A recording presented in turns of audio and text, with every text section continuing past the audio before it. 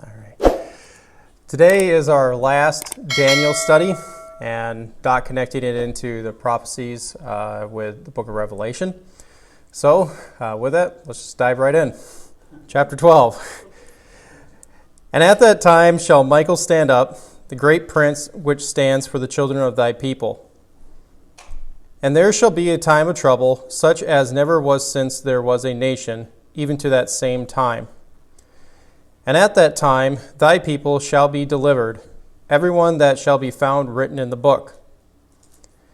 And many of them that sleep in the dust of the earth shall awake, some to everlasting life, and some to shame and everlasting contempt. And they that be wise shall shine as the brightness of the firmament, and they that turn many to righteousness as the stars forever and ever. But you, O Daniel, shut up the words and seal the book, even to the time of the end. Many shall run to and fro, and knowledge shall be increased. Then I, Daniel, looked, and behold, there stood two others, the one on this side of the bank of the river, and the other on the other side of the bank of the river. And one said to the man clothed in linen, which was upon the waters of the river, How long shall it be to the end of these wonders?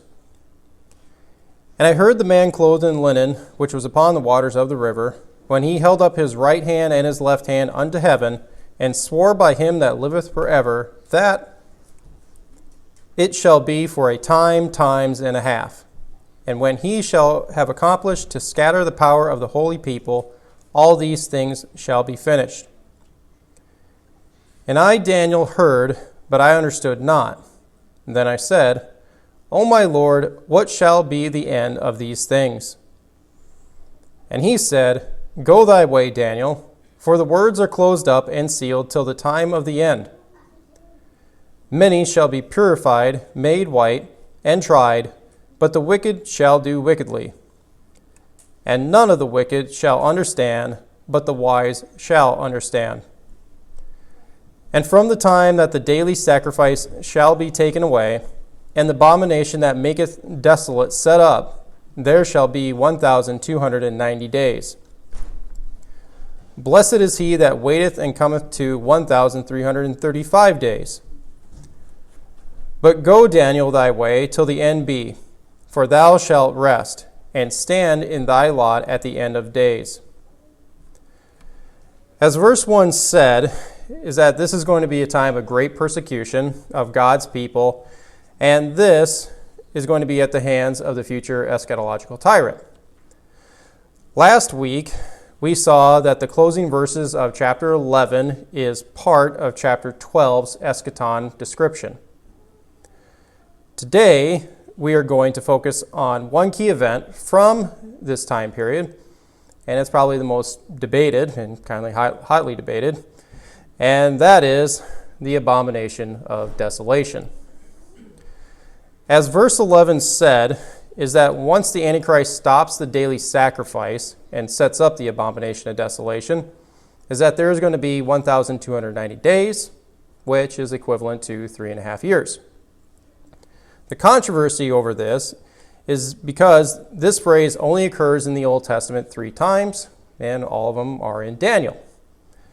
The intertestamental period between the Old and New Testament refers to Antiochus Epiphanes' Abomination of Desolation in 1 Maccabees 1:5-4, and this occurred in 167 BC.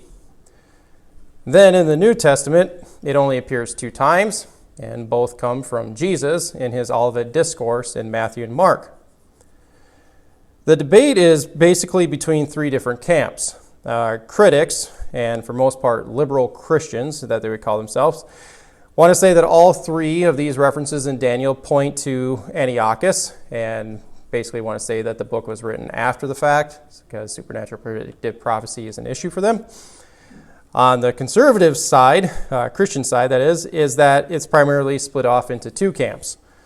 One camp will say that 927 and 1211 find their fulfillment in 70 AD, destruction of Jerusalem, while the other camp, the futurist camp, will say that Jesus was describing events after the destruction of 70 AD.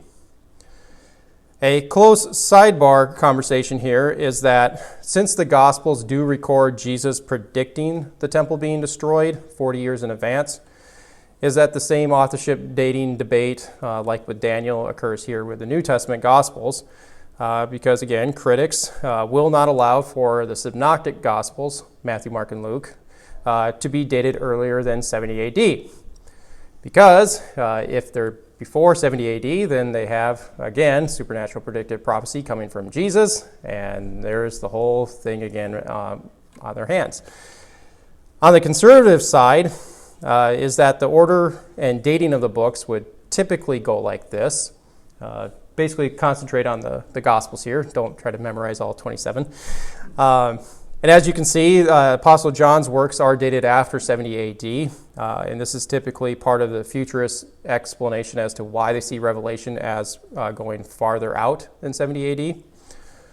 Whereas the preterist camp, those who see everything fulfilled, or full preterists, that would be, place John's works, or at least Revelation, prior to 70 AD, because they want everything fulfilled there. So basically, until the DeLorean, if you guys don't know Time to the Future, you youngins, is fully functional, this debate is just going to continue on. Now, because Jesus is quoted in Luke predicting the destruction of Jerusalem and is part of the same Olivet Discourse scene as with Matthew and Mark's accounts when he did speak about the Abomination of Desolation, is that Luke 21 has to be looped into the discussion when seeing whether or not it's about 70 AD or far future. But for the sake of time, is that we don't have time to compare all three of those accounts, and so I'm going to give you my very abbreviated version of why Jesus is going past that event. So in Luke 21, 8 through 11, you get the typical description in all three accounts about nation against nation, kingdom against kingdom, great earthquakes, famines, and plagues. Probably familiar stuff if you've gone through that. I have heard commentators say that nation against nation and kingdom against kingdom is a Jewish idiom or phrase about world war. Now, I've never seen a primary source on that. I've just kind of heard that, and then they kind of repeat another commentator. If you've ever heard that or have ever seen a source for that, I would love to see it because it's kind of like, hey, is that really predicting World War I and II? And then thinking about World War III potential. Just interesting stuff, but I've never seen that. Then in verses 12 through 24, if you go into Luke's, is that it's very clearly talking about the destruction of 70 AD of Jerusalem. The key to why these two descriptions are not speaking of the same event is between the verses, or right in between these two sets of verses, is Jesus' description that he says, but before all these things. And so, really how this goes is that you have to flip the order around here, and that the 70 AD destruction is the things that happen before all the end time stuff that Luke, or Jesus here, was describing. Does that make sense? All right, Paul gives me a thumbs up. Good enough. Whole body then, right? And as shown before, got that one there. And as shown before, is that these other key eschatological descriptions from Paul especially and in Revelation, none of these things have happened. These are promises like death being eliminated. That's a big one. No more sin. That's also a big one. So that's another reason why I just reject the 70 AD view. But to remain consistent within our interpretation of Daniel is that we still need to look at the textual side of it and then historically look for connections between 927, 1131, and 1211 and see where these arrows do point by first looking at the internal side with the same approach that we did with looking at all the empires. We saw a connection between the Third Empire between chapters 2 through 12. And so the same hermeneutical approach should be done here too. Then we can historically look at where 927 and 1131 do connect. So when we get done with all that is then we'll look at the connections into Revelation. So let's look at Daniel 11:31's use first. And arms shall stand on his part, and they shall pollute the sanctuary of strength, and shall take away the daily sacrifice, and they shall place the abomination that maketh desolate. Here too, you see the same stopping of the daily sacrifices, and then again, the setting up of the abomination of desolation.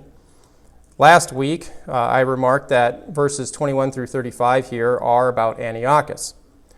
So, verse 31 would be, sandwiched in between there and referring to his occurrence in 167 BC.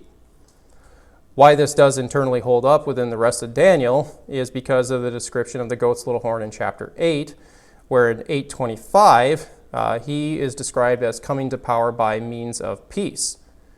In both of these chapters, you see that this king, this tyrant king, is coming in with smooth words, and he's playing the man of peace, but he's got a different initiative in mind. And in regards to the daily sacrifice and abomination of desolation, is that chapter 8 does allude to it as well, with 8:11 saying that the little horn did stop the daily sacrifice. 8:11 also said that the temple was cast down, and if you know the historical events is that wasn't talking about destruction, but the abomination of desolation, as 8:13 spoke of the daily sacrifice and the desolation of the temple by the little horn. Historically, we do know that this is about Antiochus from 1st and 2nd Maccabees, and then also from Josephus. All three of them said that Antiochus did come in playing the man of peace, and then each of them did speak about the abomination of desolation with a little bit of a different description. 1 Maccabees 1:5-4 flat out calls it the abomination of desolation, and that Antiochus then sacrificed a pig upon the altar in the Holy of Holies. Josephus said that Antiochus sacrificed a pig on the altar. Now, this is definitely polluting the temple. I think most know that, pigs are unclean animals in the Jewish old system. And so doing this was a direct insult to them. But the more egregious act was that Antiochus erected a statue of Zeus in the Holy of Holies. And if you get into kind of like, we know that Zeus is the equivalent of Jupiter. The Roman god is Jupiter, Greek is Zeus. Is that the equivalent in the ancient Near East is Baal. And if you know Baal from the Old Testament, that's basically kind of the Satan figure, and basically is Satan. So think of Revelation, you can kind of see this connection already. So in effect, Antiochus here was basically saying, I'm kicking out Yahweh out of the temple, and I'm going to put in my own god, Zeus, in here. This is exactly what you do read in Daniel 8 and 11:36, as Antiochus is magnifying himself above and against God. Secular historian, Greek historian that is, Diodorus of Sicily, this is prior to Jesus' time, is that he said that Antiochus opposed the God in Judea, and then later he writes that God supernaturally killed Antiochus. So, I think it's pretty fair to say that 1131 is about Antiochus in 167. Now, as said before, is that I'm going to connect, going with Daniel 12 as referring to an eschatological future tyrant from the Fourth Empire. And it's not just because I'm a Christian and a supernaturalist and I just want it that way, but because Daniel 7 does connect in just in the same way that we saw Daniel 8 do with 11. Both chapters describe the future tyrant's rise to power, but this time it's by means of aggression. He's conquering nations, which could be the three specific ones as Egypt, Libya, and Ethiopia that we saw last week.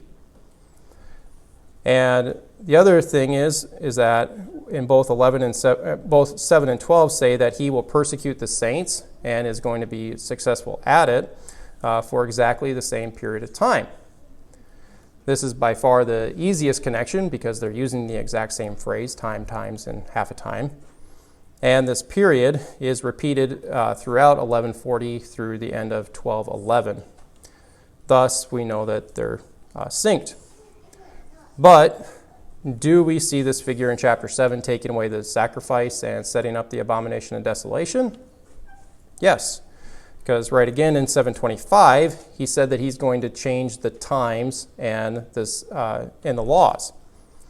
Part of the Antichrist strategy is to blaspheme God and persecute his saints by, at the same time, changing or possibly prohibiting the specified ritual system that everyone's supposed to keep. Because the word times here does refer to a set or appointed times. If you remember back a couple of weeks when we talked about Leviticus 26 and all the Sabbath days, the holy days, basically this is what he would be outlawing. And the phrase times and laws together is collectively talking about God's law. So we do have the daily sacrifice and the abomination being set up in chapter 7. Just like we saw with chapter 8 in the goat's little horn. So there's consistency here. And just to keep drilling this into everyone's mind is that just because there is similarity between these two little horns is that it doesn't make them the same. That's the biggest part of when debating an atheist about this, Daniel, in the authorship. But on the other hand is that their similarity is beneficial to us because Antiochus foreshadows the future tyrant. If you know about foreshadowing and typology, when we think about the Old Testament, when we think about figures that prefigure Christ, who would be some that kind of come to mind? Enoch? Christ for Jesus? I've never heard that one, I guess. But maybe, okay. David? Enoch for the church. Okay. For Jesus foreshadowing Jesus, David would be one that would probably come to mind. Isaac's sacrifice would mirror Christ. Daniel could be one. Joseph could be one. There's a lot of figures, just in different ways. It's not one-to-one, but it's foreshadowing in that way. And the same here would be with Antiochus, with the future Antichrist. So when we think about the Antichrist future abomination of desolation, is that it should mirror or look very similar to Antiochus's in 167. And the main thing here is that his big act was setting up the statue of Zeus, which is basically putting in a new god into the temple. And that's key because all of Daniel's use are all about idolatry with the abomination and desolation use by him, and not about physical destruction of the city and the temple. The going after or worshiping of idols, or basically i.e. other gods, is the main issue here. And Solomon's example of this would be when he set up temples to pagan gods. Remember how he fell pretty fast, and he even worshipped other gods of the surrounding nations. God's punishment of Israel in 586, if you read through Ezekiel's account, is basically because they just fell into mass idolatry, and he had to clean house by sending in Nebuchadnezzar. And with this understanding is that it's going to help us with 927. Chapter 9 is the 70 weeks prophecy, which is pretty contentious even within the church. So let's just read 927 and see what it has to say. And he shall confirm the covenant with many for 1 week. And in the midst of the week he shall cause the sacrifice and the oblation to cease. And for the overspreading of abominations he shall make it desolate, even until the consummation that determined shall be poured upon the desolate. As you saw, is that this matches 11:31 and 12:11 in the same, that the daily sacrifice will be stopped, and then you have the abomination being set up. But a really important key to this verse is that there are chronological indicators within it. So the question is, what is a week? Anyone want to take a guess? Other than Matt or Paul? Zach, what's a week?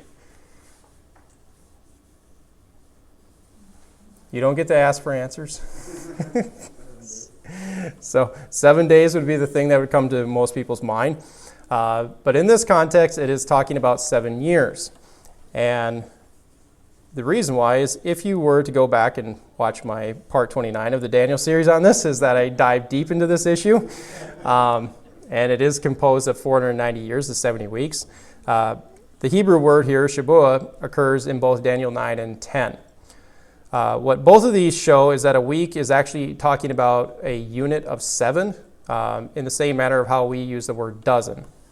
So if I said you had a dozen eggs, you would think how many? You have 12 eggs.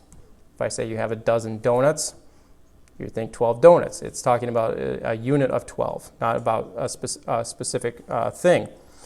The same is done here, because when we go into chapter 10, is that the Hebrew, that maybe sometimes isn't shown in versions, is that it includes the word days, yom, beside the word weeks. So what we really have here is 3 weeks, or 3 units of 7 days in 10, 2, and 3. So it's a total of 21 days that Daniel was fasting and praying. The trick is, how do you find out what Daniel 9 is talking about with weeks? And the answer is actually found right at the beginning of the book, because when he started to pray, is that he was thinking about Jeremiah's 70 years prophecy. So when Gabriel said 70 weeks are now determined for thy people, is that in Daniel's head is that he knew that he was talking about 70 weeks of years. And altogether that would be 490 years. This is the very abbreviated explanation to this. There's much more in that video if you want to go watch it. So now 927 becomes pretty self-explanatory because we see the ceasing of sacrifices and the abomination being set up right in the middle of the week, i.e. the 7-year period, which is not coincidental by leaving us exactly 3.5 years left from when that event occurs to the end. And this is just like we saw with Daniel 7:12, or 7 and 12. The internal connection here between all three of them can't really be denied. And all three end saying that at the end of their prophecies, are when they're fulfilled, is that the everlasting kingdom is ushered in by Christ. So 927 is clearly tagged with a future eschatological tyrant. Now with Jesus' quotes is that we know that he was talking about the future ruler, if you just go back and read Matthew and Mark's accounts. But we also get a description of this event, the Abomination of Desolation, from Paul. In 2 Thessalonians 2, we covered this a few weeks ago. Might have been months ago now at this point. It's summer and that was probably winter. But we're talking about the Antichrist and that he's going to be empowered by Satan in 2 Thessalonians. But look at what he says about the man of sin in verse 4. He will oppose and exalt himself above all that is called God or that is worshipped, so that he, as to be God, sitting in the temple of God, proclaims himself that he is God. This pretty much sounds like Antiochus repeated all over again. Then, when it comes to connecting in Daniel 12 with the book of Revelation, is that even though Revelation might not use that phrase, is that Daniel 12's context and descriptions are clearly seen throughout chapters 6 through 22. And this does include the abomination of desolation with idolatry, as most evidently seen in Revelation 13 with Satan and the Antichrist. Verses 3 through 5. And the whole world followed the beast in amazement. And they worshipped the dragon because he had given ruling authority to the beast. And they worshipped the beast too, saying, who is like the beast, and who is able to make war against him? The beast was given a mouth speaking proud words and blasphemies, and he was permitted to exercise ruling authority for 42 months. Now, if you didn't catch it here and did the calculation in your head, is that 42 months is 3.5 years. This connects right back with Revelation 12:14's time, times, and half a time. That is directly tied to Daniel 7 and 12's use of it. So we know that this final 3.5 year period is the focus of chapters 12 through 19 that we'll be diving into starting next week. 12:6 actually will say the 1,260 days, which is 3.5 years. And then about a chapter ago, about half a year ago at this point with me, is that in 11:2 is that it did use the phrase 42 months. That first appeared with verse 3 saying right after that the 2 witnesses were permitted for 1,260 days to prophesy. So when you look at the book as a whole, is that you could look at chapters 6 through 11 as referring to the first 3.5-year period of this final 7-year period that's in Daniel 9:27. And then, but as we look at chapters 12 through 19, going in starting next week, is that we are clearly starting at this point with the final 3.5 years before Christ's return. Now, just to let you know, is that this is my last week up here. Matt's going to take back over. As probably all of you know, is that we felt we were getting close to having number 3 a couple days ago. So I'm just thankful that I got to finish this. Didn't feel like I was wasting my time or anything. That would be the bad way to think about it, but I'm glad that I could do this. We've seen this calendar morph a few times. But I think that the content, especially the backdrop to Revelation with all of it, was pretty beneficial to us, especially going forward. We kind of have all this visual side to it because there's going to be, it's going to explode in 12 through 19. That's the best way to put it, I think.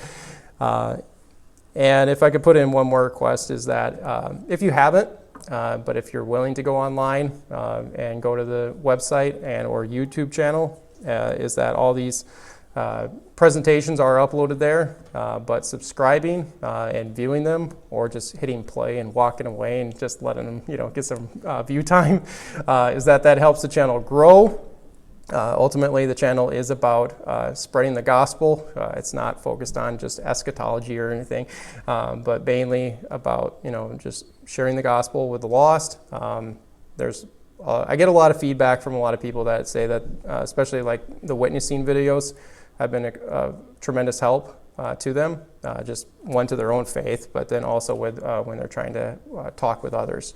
And so this just is another means, to connect with the lost. Reminder, hit the subscribe button below, turn on the notification bell, hit the like button, and leave a comment. And don't forget to visit us at justscripture.org. And in the meantime, stay salty.